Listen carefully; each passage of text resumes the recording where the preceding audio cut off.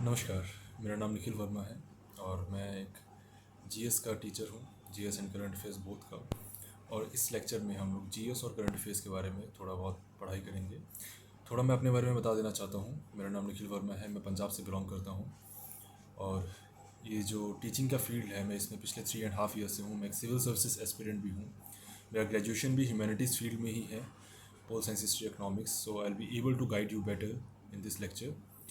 अभी जो मैं जिस टीचिंग फील्ड के लिए अप्लाई होने जा रहा हूँ वो है जीएस और करंट अफेयर्स बोथ, राइट। तो आज हम लोग जो टॉपिक करने वाले हैं वो होगा पॉलिटी का। इन ब्रीफ मैं आप लोगों को थोड़ा सा बता देना चाहता हूँ। सीजीएल के लिए जो भी जीके हम लोगों का होता है, एसएससी सीजीएल के लिए, उस जीके के अंदर हम लोग इन ब्रीफ हम लोग थोड़ा सा फ्रेमवर्क पढ़ते हैं उस चीज़ के बारे में कि सीजीएल के अंदर जितनी भी जो जीके आती है ना, वो आती है फैक्चुअल नेचर की। कि सीजीएल के अंदर जो भी अभी तक प्रीवियस ईयर ट्रेंड जितना भी एग्जाम्स कर रहा है, जितने थ्रू आउट द ईयर जो भी एग्जाम्स हुए हैं, उसमें फैक्चुअल पोर्शन पे ज़्यादा फोकस किया गया है। कि फैक्चुअल मतलब एग्जांपल जैसे एक नॉर्मल सा क्वेश्चन लेते हैं हम लोग हिस्ट्री से कि इलबारी डायनेस्टी कब बनी थी, या कौन सा जो रूलर था वो पोलो खेलते हुए जिसकी डेथ हो गई थी, उन चीज़ों के ऊपर। या एनजीटी एक्ट है, एनजीटी एक्ट का अभी रिसेंट चेयरपर्सन कौन है, ऐसे ये करंट अफेयर के क्वेश्चन है इन्वायरमेंट के।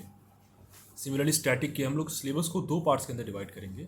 ये आपको मैं एक बेसिक ओवरव्यू देना चाहता हूँ जीएस के सिलेबस का। सिलेबस को 2 पार्ट में हम लोग डिवाइड करेंगे, एक होगा स्टैटिक, एक होगा करंट अफेयर्स। 15 क्वेश्चन के अराउंड हमारा स्टैटिक का एरिया रहेगा, 10 to 12 क्वेश्चन के अराउंड हमारा करंट अफेयर्स का एरिया रहेगा।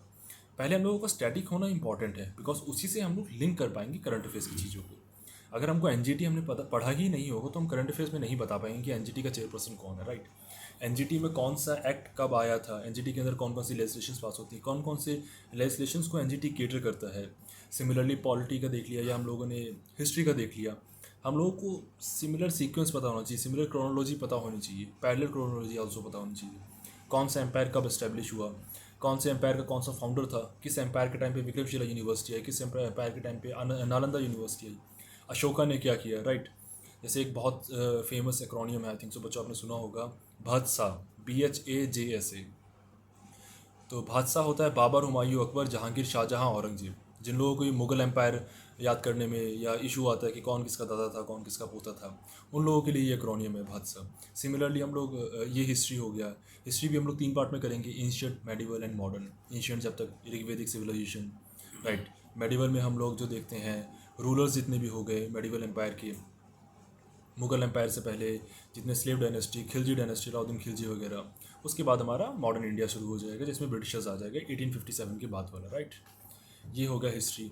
सिमिलरली हम लोग इकोनॉमिक्स पढ़ेंगे। इकोनॉमिक्स में हम लोग देखेंगे कि इकोनॉमिक्स में हमारी जो नेशनल इनकम का कंसेप्ट है, बैंकिंग की टर्मिनोलॉजी होगी, इंटरनेशनल इंस्टीट्यूशंस हो गए, IMF, वर्ल्ड बैंक। अगर इन चीज़ों की हम लोगों को बेसिक्स पता होंगी ना, तो करंट से हम लोग इनको अच्छे से लिंक कर पाएंगे। कि करंट अफेयर्स के अंदर अगर आ रहा है कि क्रिश्चियन लिग्नार्टे को हटा के कोई नया चीफ कौन बन चुका है, या चीफ बन चुका है IMF का, या गीता गोपीनाथ CEO है, उन चीज़ों के बारे में हम लोगों को स्टैटिक पहले हमारा कवर होना चाहिए, उसके बाद हम करंट से अच्छे से रिलेट कर पाएंगे।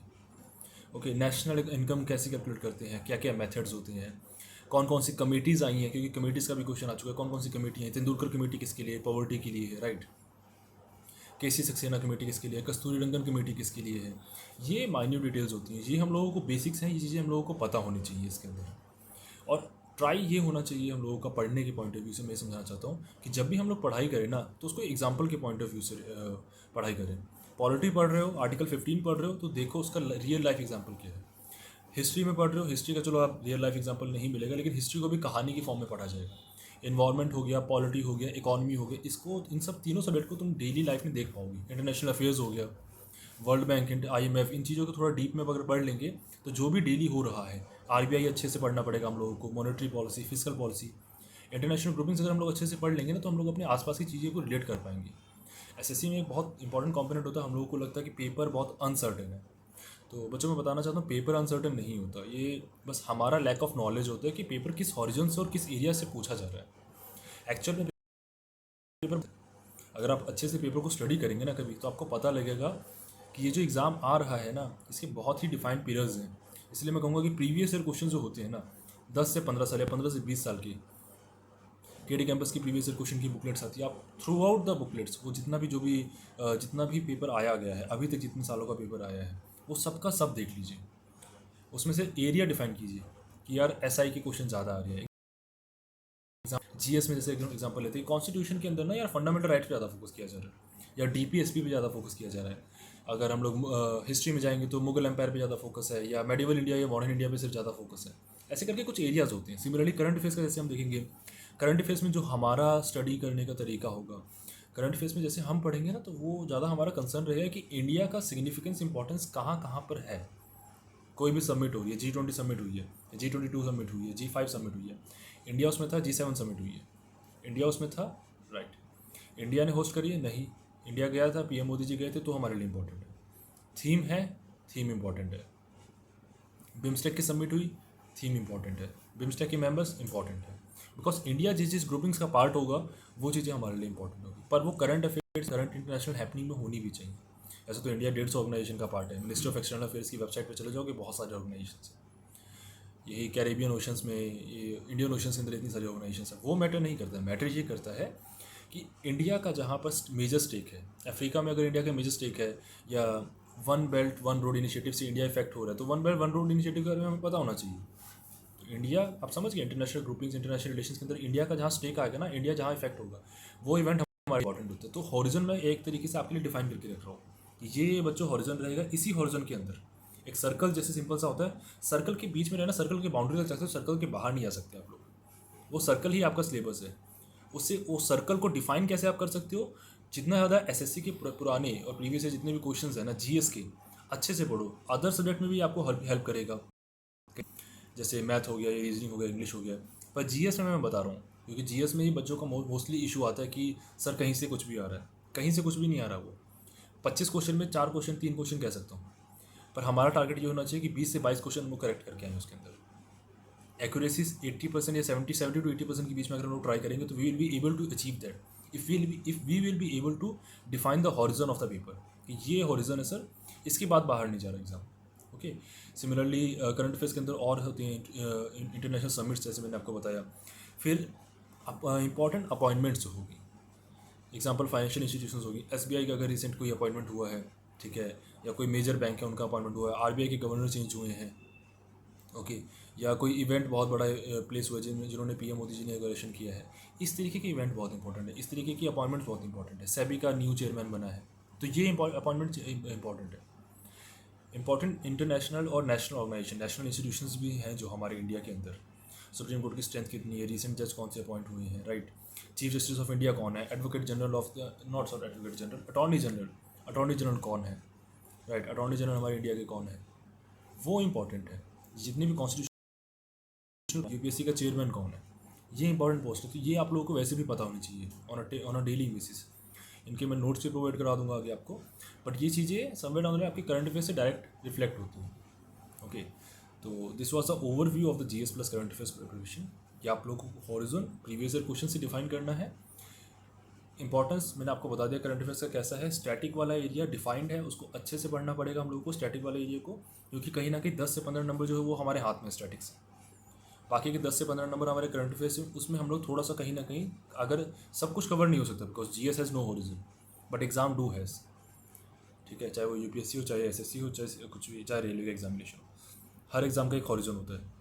सिमिलरली एसएससी का भी हॉरिजन है, वो हम लोगों को प्रीवियस ईयर क्वेश्चन पेपर पढ़ के पता लग जाएगा। उसी हॉरिजन के अंदर हम लोग करंट अफेयर्स ट्राई करेंगे कवर करने का। 15 क्वेश्चन भी करंट अफेयर्स का टारगेट लेके चल रहे हैं। 15 में से अगर हमारे 10 भी या 12 भी सही होते हैं, will be able to score well in the examination, will be able to qualify the tier 1 paper, got that. और इवन जीएस और करंट अफेयर्स का आपने देखा अभी पेपर जो चेंज हुआ है, रिसेंट पैटर्न जो चेंज हुआ है, ये आगे भी आपको जीएस और करंट अफेयर्स हेल्प करेगा टायर 2 में। ओके, टायर 2 टायर 3 भी इवन मतलब है, तो टायर 2 में भी आपको हेल्प करेगा। तो इस आपको जीएस और करंट अफेयर्स थोड़ा सा आपको कमांड बढ़ाना पड़ेगा। ओके, तो let's start with the topic, let's start with this topic. जो ये टॉपिक है हम लोग पॉलिटी का पढ़ने वाले हैं, फंडामेंटल राइट्स के ऊपर। फंडामेंटल राइट्स एक बेसिक सा क्वेश्चन है, जैसे हिंदी में बोलते हैं मूल अधिकार। पहले मैं आपको बता देना चाहता हूँ संविधान के बारे में। पॉलिटी का टॉपिक है तो पॉलिटी एक बेसिक इंट्रोडक्शन लेक्चर होना चाहिए। संविधान क्या है, नॉर्मल सा क्वेश्चन है। संविधान एक तरीके की किताब है जिससे हमारा देश चल रहा है आज। संविधान एक सेट ऑफ रूल है, सेट ऑफ रूल बुक्स है, सेट ऑफ कोड्स है, सेट ऑफ डिफाइंड, एक कह सकते हैं रूल्स और बेसिक मैनुअल्स हैं जो हमारे देश को चलाने में हेल्प कर रहे हैं, जिससे पूरा देश उसी पे सीमित है। अगर संविधान है तो देश है, simple as that, doctor B R Ambedkar थे, उन्होंने बोला था कि जो संविधान बना रहा हूँ मैं बहुत अच्छा संविधान है। ओके, ड्राफ्टिंग कमेटी के हेड थे डॉक्टर बी आर अम्बेडकर। पर आगे जैसे लोग चलाने वाले आएंगे वो मैटर करेगा कि संविधान के बेस पर वो लोग देश को कैसे चलाएंगे। तो संविधान रिटर्न भी हो सकता है, अनरिटर्न भी हो सकता है। हमारा संविधान रिटर्न है, ब्रिटिश का संविधान अनरिटर्न है, लिखा हुआ नहीं है, हमारा एक किताब के अंदर लिखा हुआ है। हमारे देश में कुछ भी चल रहा है, कोई भी लॉ बन रहा है, पुलिस है, कोई भी ऑर्गेनाइजेशन है, एयरफोर्स है, आर्मी है, कुछ भी है, that is all because of our constitutions. अगर कॉन्स्टिट्यूशन है, that is why we are here, we are able to get jobs, we are able to do some work, we are able to recruit in to some government organization. SSC भी है, sorry, of the constitution. ठीक है, SSC को भी एक law के under बनाया गया है। यूपीएससी एक कॉन्स्टिट्यूशनल बॉडी है, राइट। ऐसे जितने भी डिफरेंट डिफरेंट ऑर्गेनाइजेशन है, सब कॉन्स्टिट्यूशन से निकल के आई है बाहर। तो आपको ये समझना पड़ेगा कि कैसे कॉन्स्टिट्यूशन एक मदर लॉ है, fundamental law of our country. जो कोई भी लॉ बन रहा है, इंडियन आईपीसी है, आईपीसी की धारा है, या इंडियन आर्मी एक्ट है, इंडियन एयरफोर्स एक्ट है। इंडियन एयरफोर्स एक्ट बना है, उसके बाद एयरफोर्स बनी है हमारी, right. Army act, air force act, navy act, right. इनके बाद कॉन्स्टिट्यूशन के बाद सब कुछ है। 1950s के बाद जब कॉन्स्टिट्यूशन 1949 में बन गया, 50 में लागू हुआ, राइट। उसके बाद 26 जनवरी 1950 लागू हुआ, 26 नवंबर 1949 कॉन्स्टिट्यूशन बन गया था। ये 2 महीने का भी आप लोगों को हिस्ट्री में बताया होगा कि ये डेट क्यों एक्सटेंड करी गई थी, करने की डेट थी, और लागू करने की जो डेट थी ये क्यों था कि कॉन्स्टिट्यूशन बन तो 2 महीने पहले गया था, पर 26 जनवरी को ही क्यों करा था। ठीक है, तो ये बेसिक से प्रिंसिपल्स हैं, हम लोग आगे जाके करेंगे। पर मेरा मेन कंसर्न ये है संविधान आपको बताने का कि संविधान एक बहुत ही इंपॉर्टेंट चीज़ है हमारी कंट्री के लिए। आज कंट्री की कोई भी फंक्शनिंग हो रही है, लेजिस्लेचर, एग्जीक्यूटिव, जुडिशरी, कुछ भी हो रहा है, पुलिस फंक्शन कर रही है, आर्मी फंक्शन कर रही है, हम लोग किसी भी ऑर्गेनाइजेशन में फंक्शन कर रहे हैं, कोई लॉ के तहत फंक्शन कर रहे हैं हम लोग। और कॉन्स्टिट्यूशन, अगर एक कंट्री के अंदर प्रॉपर रिजीम में कोई काम हो रहा है ना, वो कॉन्स्टिट्यूशन की वजह से। सिमिलरली जैसे आप कोई भी किताब खोलते हो, किताब में क्या होता है, इंडेक्स होते हैं, राइट, पार्ट्स में डिवाइड होती है। सिमिलरली कॉन्स्टिट्यूशन भी यही है। कॉन्स्टिट्यूशन खोलते हैं, शेड्यूल्स आते हैं पहले, ओके, 12 शेड्यूल हैं। उसके बाद हम लोग जाते हैं पार्ट्स के अंदर। पार्ट्स कितने हैं? 25 पार्ट्स हैं, 400 समथिंग आर्टिकल्स हैं। जो पार्ट्स हैं, पार्ट्स के बीच में आर्टिकल्स हैं। यूनिट्स होते हैं, आप लोगों ने पढ़ा होगा कॉलेजेस वगैरह में भी। फर्स्ट यूनिट होता है, फिर फर्स्ट यूनिट का 1.1, 1.2 आता है। सिमिलरली पार्ट्स हैं हमारे। फर्स्ट पार्ट के अंदर 1 to 4 आर्टिकल्स हैं, सेकंड पार्ट में इतने आर्टिकल्स हैं, थर्ड पार्ट में इतने आर्टिकल्स हैं। सिमिलरली ऐसे ही हमारा कॉन्स्टिट्यूशन डिवाइन है। उसी के बारे में हम लोग, जो हमारा थर्ड पार्ट है उसके बारे में हम आज पढ़ेंगे। तो जो थर्ड पार्ट है हमारा, वो है फंडामेंटल राइट्स, मूल अधिकार। आप लोगों ने सुना होगा कि ये तो यार मेरा फंडामेंटल, तो फंडामेंटल राइट क्यों बोलते हैं? Why the word is fundamental here, कि इसके बिना, फंडामेंटल का मतलब क्या होता है कि इसके बिना, ये तो एक बिल्डिंग ब्लॉक है, ये तो होना ही चाहिए, that is necessary, right, that is a necessity. इसके बिना कुछ नहीं हो सकता। फंडामेंटल कहने का हमारा हमेशा मतलब ये होता है कि अगर ये नहीं होगा तो बाकी उसके इर्द गिर्द कुछ भी नहीं हो पाएगा। कॉन्स्टिट्यूशन मेकर्स को लगा कि ये फंडामेंटल जो वर्ड है, फंडामेंटल राइट्स है ना, एक इंडिविजुअल की ओवरऑल ग्रोथ और डेवलपमेंट के लिए ज़रूरी है। एक हमारा निर्माण और विकास करने के लिए, एक इंडिविजुअल के, एक आम इंसान की एक निर्माण और विकास करने के लिए उसके पास संवैधानिक अधिकार, मूल अधिकार होने जरूरी है। फंडामेंटल राइट्स जैसे हम लोग करेंगे पार्ट 3 के अंदर होते हैं। इसमें आर्टिकल्स, जैसे मैं आपको बताया, कॉन्स्टिट्यूशन जो संविधान होता है हमारा, आर्टिकल्स में डिवाइड होता है। 12 to 35 ये आर्टिकल्स के सीरियल नंबर्स हैं। 12 से लेकर 35 तक, आर्टिकल 12 से लेकर आर्टिकल 35 तक हमारे फंडामेंटल राइट्स को डिनोटेड है। जैसे आर्टिकल 1 से लेकर 4 तक हमारे सिटीजनशिप को डिनोटेड है, sorry, states and union territory को डिनोटेड है। उसके बाद 5 से लेकर 8 तक हमारे सिटीजनशिप को डिनोटेड है। ये चीज़ें बहुत इंपॉर्टेंट है कि आर्टिकल समझो, आर्टिकल का पर्पज़ क्या है। आर्टिकल्स का पर्पज़ ये है कि एक पार्ट, स्पेसिफिक पार्ट एक कॉन्स्टिट्यूशन में दे दिया कि अगर सिटीजनशिप का कल को कोई इशू आता है तो इस पार्ट में सॉल्व हो जाएगा, इस पार्ट में सभी प्रोविजन दे रखी। हमारे कॉन्स्टिट्यूशन मेकर्स जो थे ना, वो इतने विजनरी थे कि आप सोचो कि इतनी पुरानी चीज़ है, ठीक है, कितने साल हो गए, 70 साल हो गए, राइट। 70 साल पहले, 72 साल पहले जो चीज़ बनी हुई है, उन्होंने तब सोची थी कि कल को 2022 में, 2024 में जो भी इशू आता है, आज हम लोग लिख के रखते हैं। तो आप समझ लो कितनी विजनरी थी। और एक कॉन्स्टिट्यूशन हमारा इस तरीके का डॉक्यूमेंट है, ना ही वो ज़्यादा रिजिड है, ना ही ज़्यादा फ्लेक्सिबल है। आज हमारे पार्लियामेंट को लगता है कि वो चेंजेस ला सकते हैं, तो वो अमेंडमेंट ला के चेंजेस भी ले आते हैं। रिसेंट आपने अमेंडमेंट सुने होंगे। अमेंडमेंट का मतलब मैं समझा देना चाहता हूँ, एक एग्जिस्टिंग डॉक्यूमेंट के अंदर, एग्जिस्टिंग आर्टिकल के अंदर अगर कुछ चेंज लेके आना है सोसाइटी की बेटरमेंट के लिए, और सोसाइटी को वो नीड लगता है कि वो चेंज लाना ज़रूरी है, तो कॉन्स्टिट्यूशन, संविधान के अंदर हमारे यहाँ अमेंडमेंट करी जाती है ताकि उसको एक लीगल दर्जा मिले। कॉन्स्टिट्यूशन संवैधानिक दर्जा मिले, लॉ हम लोग लेके आते हैं लीगल दर्जे के लिए, संविधान में डालते हैं संवैधानिक दर्जे के लिए, राइट। इसी तरीके से हम लोग कॉन्स्टिट्यूशन अमेंडमेंट, जैसे मैंने आपको बताया EWS का रिजर्वेशन आया था रिसेंटली, 10% रिजर्वेशन। ये क्या है? आज के करंट सिनेरियो को देखते हुए पार्लियामेंटेरियंस को लगा, जो हमारे पार्लियामेंट सांसद जो है, सांसद भवन जो है, उन लोगों को लगा, पार्लियामेंट हाउस को, कि आज के समाज की ज़रूरत है ये 10% रिजर्वेशन, तो उन्होंने चेंज किया वहाँ पर। तो इससे एक चीज़ क्लियर होती है कि जो संविधान है ना, वो फ्लेक्सिबल है, राइट, रिजिड नहीं है। जहाँ रिजिड होना चाहिए वहाँ रिजिड भी है। ओके, जहाँ फ्लेक्सिबल होना चाहिए वहाँ फ्लेक्सिबल भी है। बहुत सारे प्रोविजंस ऐसे हैं जहाँ कॉन्स्टिट्यूशन अमेंडमेंट नहीं हो सकता, जहाँ बहुत मुश्किल से constitution, half of the ratification of state लगता है, स्टेट्स की मंजूरी जरूरी है, राइट, और पार्लियामेंट में बहुत स्पेशल मेजोरिटी चाहिए। तो ये चीज़ें भी हैं हमारे यहाँ पर। चलिए छोड़िए, ये जो मनी बिल का चैप्टर आएगा या आगे कॉन्स्टिट्यूशन अमेंडमेंट बिल्स वगैरह आएंगी, उसमें डिस्कस करेंगे आर्टिकल 368 के तहत। अभी हम लोग फोकस करते हैं मूल अधिकार के ऊपर। तो मूल अधिकार क्यों होने चाहिए, मतलब मूल अधिकार का मुझे लगता है मेन पर्पस ये होना चाहिए, जो मुझे, मेरे हिसाब से लगता है, मैं इतने सालों से 5-7 साल हो गए मुझे GS की फील्ड के अंदर पढ़ते हुए, पढ़ाते हुए, और जब भी मैं अपने स्टूडेंट से ये क्वेश्चन पूछता हूँ कि मूल अधिकार क्यों होना चाहिए, तो सबका यही नॉर्मल सा बेसिक आंसर कि सर फंडामेंटल राइट्स नहीं होंगे ना, तो हम लोग अपनी चीज़ें कर ही नहीं पाएंगे, हम लोग फ्रीली अपने आप को एक्सप्रेस ही नहीं कर पाएंगे। अगर फंडामेंटल राइट्स हैं तभी हम लोग अच्छे से जी पाएंगे अपनी लाइफ में। कोई भी स्टेट या कुछ भी हमारे अगेंस्ट कुछ भी नहीं कर सकता। अनार्की की सिचुएशन नहीं प्रिवेल होगी कभी कि स्टेट से लड़ रहे हैं, कोई कुछ भी आके कर रहा है, क्योंकि हम में और जानवरों में कोई फ़र्क नहीं होगा। एक बहुत इंग्लिश में आप लोगों ने पढ़ा होगा, सोशल कॉन्ट्रैक्ट थ्योरी हुआ था, उसमें लॉक, हॉब्स और रूसो ने दिया था। तो सोशल कॉन्ट्रैक्ट थ्योरी के अंदर उसमें यही बताया था कि man is selfish by nature, ठीक है, man is selfish by nature. Man जो है वो चोरी करता है और सेल्फिश रहता है, सब लोगों को तंग करता है, परेशान करता है। तो समाज को चलाने के लिए कुछ ना कुछ तो करना पड़ेगा ना। तो सब लोग इकट्ठा हुए, थॉमस लॉक और हॉब्स और रूसो ने, उन लोगों ने बताया, ये थ्योरी दिया था थॉमस हॉब्स और लॉक और रूसो ने, कि सोशल कॉन्ट्रैक्ट हुआ था एक पूरे सामाजिक लोगों के बीच में, जहाँ एक सर्टन अपनी पावर्स दी गई स्टेट को और लोगों को राइट्स दिए गए कि आप इस तरीके से अपने राइट्स एंजॉय करें। सिक्योरिटी और बाकी चीज़ें हम लोग प्रोवाइड कराएंगे आपको, और आप लोग अपनी ड्यूटीज़ और राइट्स पूरी करें। तो राइट्स का ना basic concept social contract theory से भी आता है। जैसे हमारे यहाँ जो राइट्स का कंसेप्ट है वो अमेरिका से लिया गया है, बिल ऑफ राइट्स, बहुत फेमस है, बिल ऑफ राइट्स है, अमेरिका के अंदर प्रोविज़न है, अमेरिका की कॉन्स्टिट्यूशन के अंदर, वहाँ से हम लोग इंस्पायर्ड है फंडामेंटल राइट्स के लिए। ओके, फंडामेंटल राइट्स में मैंने आपको जैसे बताया कि 12 से लेकर 35 आर्टिकल्स हैं। तो 12 आर्टिकल का मैं बता देना चाहता हूँ कि 12 आर्टिकल के बारे में है डेफिनेशन ऑफ स्टेट, कि स्टेट का क्या डेफिनेशन है, स्टेट के अंडर क्या क्या आता है, कोई MNC है, कोई इंडस्ट्री है, कोई ऑर्गेनाइजेशन है, everything comes under this definition of state. Article 13 हो गया। आर्टिकल 13 में जुडिशियल रिव्यू।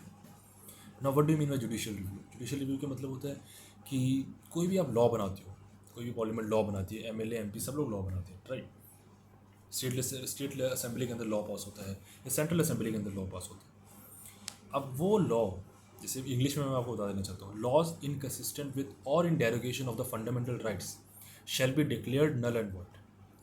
वो लॉ अगर आपका फंडामेंटल राइट इफेक्ट कर रहा है, अगर आपके फंडामेंटल राइट में इशू लेके आ रहा है, आपको अपने मूल अधिकार अच्छे से एंजॉय नहीं करने दे रहा है, तो उसका आपको फंडामेंटल पे इफेक्ट है, तो जुडिशरी, बिकॉज नाम में ही जुडिशियल रिव्यू, मतलब जो चीज़ हो चुकी है उसको रिव्यू करना, नाम में ही जुडिशरी इंटरवीन करेगी और उस फंडामेंटल राइट को नल एंड वॉइड डिक्लेयर करेगी। Got that? उसके बाद article 14, equality before law, equal to protection of law, equality before law and equal protection of law, कि कानून के नज़रों में सब लोग बराबर, राइट। इसीलिए आप लोगों ने बहुत मूवीज़ वगैरह में देखा होगा कि वो जो कानून वाली मैम होती हैं उनकी आंखों में पट्टी बंधी होती है। What's the reason behind it? That they are not able to see who is poor, who is rich, who is weak, who is strong, right. But ये है इक्वालिटी बिफोर लॉ। बट एक इसके अंदर एक और है इक्वल प्रोटेक्शन ऑफ, कि state affirmative action लेने से हटेगी नहीं पीछे, कि अगर उसको लगता है कि एक गरीब आदमी है जो लॉयर अफोर्ड नहीं कर सकता, तो they will gonna provide him कि आप लॉयर लीजिए, गवर्नमेंट लॉयर लीजिए। तो ये दो कंसेप्ट है इसके अंदर, खाली एक नहीं है कि जो हमारा लॉ है, जो हमारा वो इक्वल प्रोटेक्शन ऑफ लॉ, हमारा जो कानून है वो किसी को भी अपना गरीब और अमीर नहीं देखता। दो प्रोविज़न है इसके अंदर। ओके,